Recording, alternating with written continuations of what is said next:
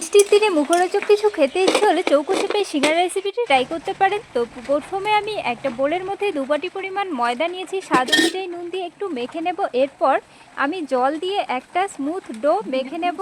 একেবারে কিন্তু পুরো জলটা দিতে যাবেন না, একটু একটু জল দিয়ে এই ডোটা বানিয়ে নিতে হবে। এরপর আমি রেস্টে রেখে দেবো ঢাকা দিয়ে প্রায় 5 মিনিট মতো। ততক্ষণে আমি সিঙ্গারার পুরটা তৈরি করে নেব। তার জন্য আমি এখানে 3টে আলু আগে থেকে সেদ্ধ করে নিয়েছিলাম। এরপর আমি ম্যাশ করে নিচ্ছি। আর এই ম্যাশ করা আলুর সাথে যে উপকরণগুলো অ্যাড করব, এখানে দেখুন আমি নিয়ে নিয়েছি থেতো করা আদা, মটরশুঁটি সেদ্ধ, কাঁচা লঙ্কা কুচি, ধনেপাতা কুচি। তো বন্ধুরা, এরপর আমি উনুন জ্বালা একটা কড়া গরম করে নিয়েছি। এরপর আমি কড়ার মধ্যে দিয়ে দিচ্ছি সর্ষের তেল, ফোড়নে দিয়ে দেব 5 ফোড়ন। অবশ্যই ভালোভাবে গরম করে নিতে হবে। এরপর ফোড়নটা হয়ে এলে দিয়ে দিচ্ছি থেতো করা আদা, 1 সেকেন্ড মতো নাড়াচাড়া করে নেওয়ার পর দিয়ে দিচ্ছি কাঁচা লঙ্কা কুচি। আবারও 3 থেকে 4 সেকেন্ড মতো ফ্রাই করে নেওয়ার পর আমি ম্যাশ করে রাখা আলুগুলো দিয়ে দেব একই সাথে সেদ্ধ করে রাখা মটরশুঁটি, স্বাদ অনুযায়ী নুন।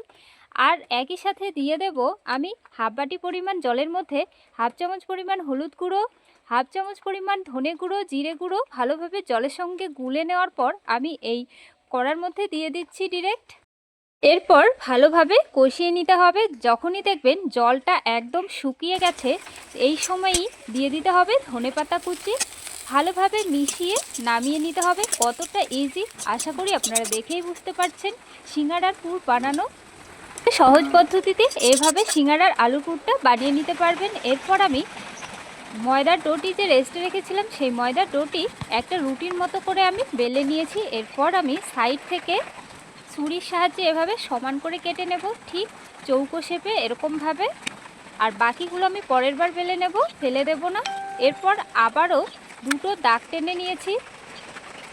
লম্বালম্বি দুটো দাগ টেনে নেওয়ার পর আড়াআড়ি 3টে দাগ টেনে নিয়েছি। এরপর আমি 1 চামচ পরিমাণ করে পুর দিয়ে চারদিকে জল এভাবে লাগিয়ে আমি সেট করে নেব। একটা রুটি থেকে মোট 12টা সিঙ্গারা তৈরি করে নিতে পারবেন। তো সিঙ্গারা দোকানে 3 কোণা শেপে খেয়েছেন, আজকে আপনাদের আমি চৌকো শেপে বানিয়ে দেখাচ্ছি। দেখুন কতটা ইজি, আশা করি আপনারা দেখেই বুঝতে পারছেন। আমি সবগুলো সেমভাবে বানিয়ে নিয়েছি। উনুন জ্বালা একটা কড়া বসিয়ে গরম করে নিয়েছি, দিয়ে দিচ্ছি সর্ষের তেল। তেল গরম হলে এক এক করে সিঙ্গারাগুলো দিয়ে উল্টে পাল্টে লালচে করে ফ্রাই করে নামিয়ে নিতে হবে। দেখুন এরকম কালার এলে কিন্তু সঙ্গে সঙ্গে নামিয়ে নিতে হবে, এর থেকে বেশি ফ্রাই করতে যাবেন না।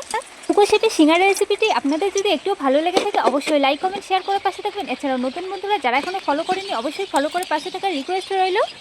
একটু সচের সাথে কিন্তু এই সিঙ্গারাগুলো সার্ভ করতে পারেন বন্ধুরা। এই পর্যন্ত আবারও দেখা হবে নেক্সট পর্বে। ততক্ষণে ভালো থাকবেন, সুস্থ থাকবেন। শেষ অবধি দেখার জন্য ধন্যবাদ।